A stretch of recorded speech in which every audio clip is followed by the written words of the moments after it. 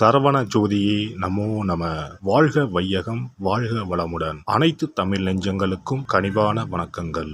12 மாதங்களை கொண்ட தமிழ் ஆண்டின் 2ஆம் மாதம்தான் வைகாசி மாதம்.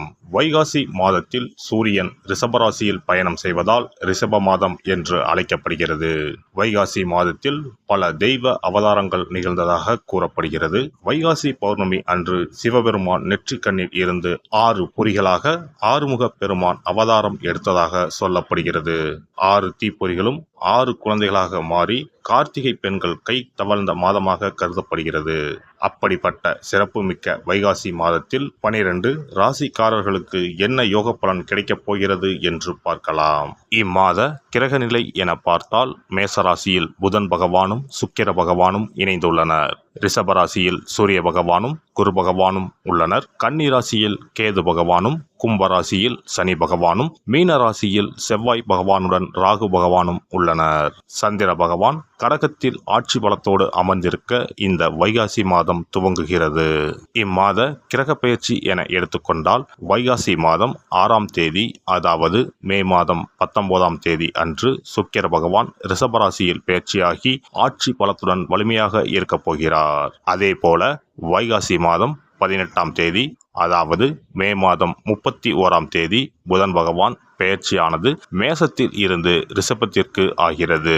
செவ்வாய் பகவான் வைகாசி மாதம் 19ஆம் தேதி, அதாவது ஜூன் மாதம் 1ஆம் தேதி மேச ராசியில் இடப்பெயர்ச்சி அடைந்து ஆட்சி பலத்துடன் வலிமையாக அமர்ந்து நற்பலன்களை அளிக்க உள்ளார். இந்த கிரக அமைப்பினால் உங்கள் வாழ்வில் ஏற்படக்கூடிய சுப மற்றும் அசுப பலன்கள் என்ன என்பதனையும், அசுப பலன் ஏற்படுமாயின் ராசிக்காரர்கள் செய்ய வேண்டிய பரிகாரம் என்ன, வழிபட வேண்டிய தெய்வம், வழிபடும் முறை என்ன என்பதனை பற்றி விரிவாக காண்போம். பிறக்கப் போகும் இம்மாதம் உங்கள் வாழ்வில் வளமும் நலமும் செல்வ செழிப்பும் பெற்று வாழ்வின் உயரிய நிலையை அடைய எல்லாம் வல்ல எம்பெருமானை வேண்டி விரும்பி கேட்டுக்கொள்கிறேன்.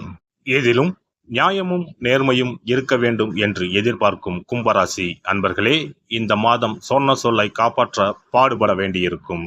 திடீர் கோபம் உண்டாகும், கட்டுப்படுத்திக் கொள்வது நல்லது. அடுத்தவர்களால் இருந்த தொல்லைகள் குறையும். தொழில் வியாபாரம் தொடர்பான விஷயங்களில் கூடுதல் அலைச்சல் இருந்தாலும் முடிவில் சாதகமான பலன் கிடைக்கும். வாடிக்கையாளர்களை அனுசரித்து செல்வது நல்லது. உத்தியோகத்தில் இருப்பவர்களுக்கு அலுவலக வேலை தொடர்பான கவலை ஏற்பட்டு நீங்கும். அதிக நேரம் உழைக்க வேண்டி இருக்கும். மேல் அதிகாரிகள் ஆதரவு கிடைக்கும். ஆனால் கவனமாக இருப்பது நல்லது. குடும்பத்தில் சுபகாரியங்கள் நடக்கலாம். உறவினர்களிடம் நிதானமாக பேசுவது நல்லது. கணவன் மனைவிக்கு இடையே இருந்த இடைவெளி குறையும். பெரியோர் ஆதரவும் கிடைக்கும். பிள்ளைகளிடம் இனிமையாக பேசுவது நல்லது. பெண்கள் கோபத்தை குறைத்து நிதானமாக பேசுவதன் மூலம் நன்மை ஏற்படும். கூடுதலாக எதிலும் உழைக்க வேண்டியிருக்கும். கலைத்துறையில் இருப்பவர்களுக்கு உகந்த காலகட்டம் இதுவாகும். கைக்கு எட்டிய அனைத்து வாய்ப்புகளையும் பயன்படுத்தி முன்னேற்ற பாதையில் செல்வீர்கள். அரசியல்வாதிகளுக்கு பலன்கள் நன்மை தீமை என கலந்து கிடைத்தாலும் சிறப்பாக இருக்கும். எந்த ஒரு வேலையை செய்யும் போதும் கூடுதல் கவனத்துடன் செய்வது நல்லது. செலவுகள் அதிகரிக்கும். மாணவர்களுக்கு கல்வியில் முன்னேற்றம் காண கூடுதல் கவனத்துடன் ஆசிரியர்களின் உதவியுடனும் பாடங்களை படிப்பது நல்லது. நட்சத்திர பலன்கள் அவிட்டம் 3, 4 பாதங்கள். இந்த மாதம் புகழ் பாராட்டு வந்து சேரும். நற்பெயர் எடுப்பதற்கு உண்டான சூழ்நிலைகள் உருவாகும். எதிர்பார்த்த பதவிகள் வந்து சேரும். நல்ல பலன்கள் கிடைத்தாலும் அதே நேரத்தில் விழிப்புடன் செயல்படுவதும் நன்மை தரும். இழுபறியாக இருந்த சில காரியங்கள் நன்றாக நடந்து முடியும். கையிருப்பு கூடும். தடங்கள் இன்றி எல்லா காரியத்தையும் முடிப்பீர்கள். பணத்தட்டுப்பாடு நீங்கும். சதயம் நட்சத்திரம். இந்த மாதம் குழப்பங்கள் தீரும். எந்த ஒரு காரியத்திலும் எதிர்பார்த்த வெற்றி தாமதமாக கிடைக்கும். ஒதுங்கி இருந்தால் கூட வலுக்கட்டாயமாக எதிலாவது ஈடுபட சுற்றமும் நட்பும் தூண்டுவார்கள். கவனமாக அதை தவிர்ப்பது நல்லது. தொழில் வியாபாரத்தில் மந்தநிலை காணப்பட்டாலும் வருமானம் வந்து சேரும். புதிய முயற்சிகள் காலதாமதமாக முடியும். பூரட்டாதி 1, 2, 3ஆம் பாதங்கள். இந்த மாதம் வாடிக்கையாளர்களிடம் வாக்குவாதத்தை தவிர்ப்பது நல்லது. உத்தியோகத்தில் இருப்பவர்கள் கூடுதல் பணியை கவனிக்க வேண்டியிருக்கும். மேல் அதிகாரிகளிடமும் சக பணியாளர்களிடமும் அனுசரித்து செல்வது நல்லது. குடும்பத்தில் அமைதி ஏற்பட குடும்ப உறுப்பினர்களிடம் நிதானமாக பேசுவது, வாக்குவாதத்தை தவிர்ப்பது நல்லது. விநாயகரை சனிக்கிழமைகளில் வணங்கி வருவது மன அமைதியை தரும், கடன் தொல்லை குறையும்.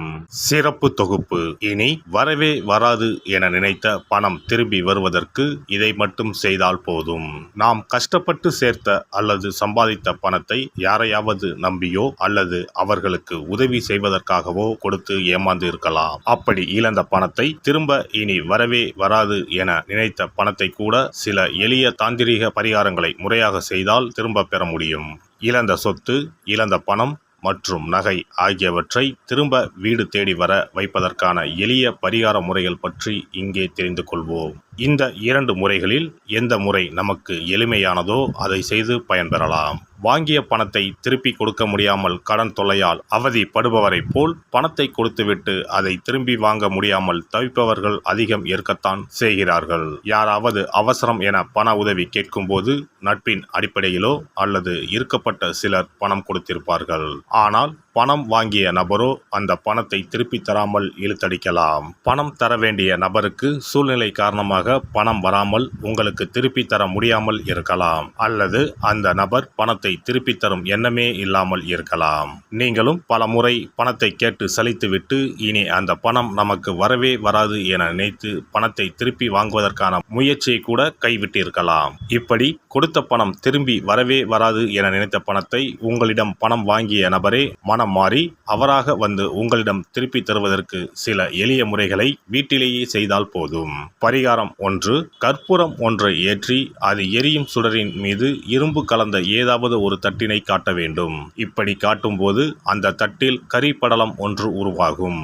இந்த கரியை உங்களின் வலதுபுற நடுவிரலில் எடுத்து ஒரு தெளிவான வெள்ளை காகிதத்தில் உங்களுக்கு பணம் கொடுக்க வேண்டிய நபரின் பெயரை எழுதி கொள்ளுங்கள். பிறகு அந்த பேப்பரை சிறியதாக மடித்து உள்ளங்கையில் வைத்துக்கொண்டு உங்களுக்கு பணம் கொடுக்க வேண்டிய அந்த நபரின் முகத்தை மனதில் நினைத்து கொண்டு அவர் உங்களுக்கு பணம் கொடுத்து விட்டதாகவும் உங்களுக்கு வரவேண்டிய பணம் அனைத்தும் வந்துவிட்டதாகவும் நினைத்து கொள்ளுங்கள். அந்த நபரின் பெயர் எழுதிய காகிதத்தை வீட்டின் பூஜை அறையில் வைத்து விடுங்கள். பிறகு அதை ஆற்றில் போட்டு விடலாம். பரிகாரம் 2. ஒரு சிறிய கிண்ணத்தில் மஞ்சளை தண்ணீர் கரைத்து எடுத்துக்கொள்ளுங்கள். ஒரு குச்சியால் அந்த மஞ்சளை தொட்டு வெள்ளை காகிதத்தில் பணம் தர வேண்டிய நபரின் பெயரை எழுதி கொள்ளுங்கள். ஓம் ஸ்ரீ கார்த்த வீர்யாஜுனாய நமக என்ற மந்திரத்தை 27 முறை சொல்லி பணம் கொடுக்க வேண்டிய நபர் உங்களுக்கு தர வேண்டிய பணம் அனைத்தையும் கொடுத்து விட்டதாக நினைத்து வேண்டிக் கொண்டு அந்த காகிதத்தை சுற்றி வெள்ளை நூலால் கட்டிவிட வேண்டும். பிறகு அந்த காகிதத்தை ஆற்றிலோ கடலிலோ போட்டுவிட வேண்டும். இந்த 2 முறைகளில் யாருக்கு எது வசதியோ அந்த முறையில் பரிகாரத்தை செய்யலாம். ஏதாவது ஒரு முறையை பின்பற்றினால் போதும். 2 முறைகளிலும் செய்ய வேண்டியது கிடையாது. இந்த பரிகாரத்தை தெற்கு நோக்கி அமர்ந்து செய்ய வேண்டும். இந்த பரிகாரத்தை நம்பிக்கையுடன் தொடர்ந்து செய்து வந்தால் கண்டிப்பாக வராது என நினைத்த பணம் விரைவில் உங்களின் வீடு தேடி வரும்.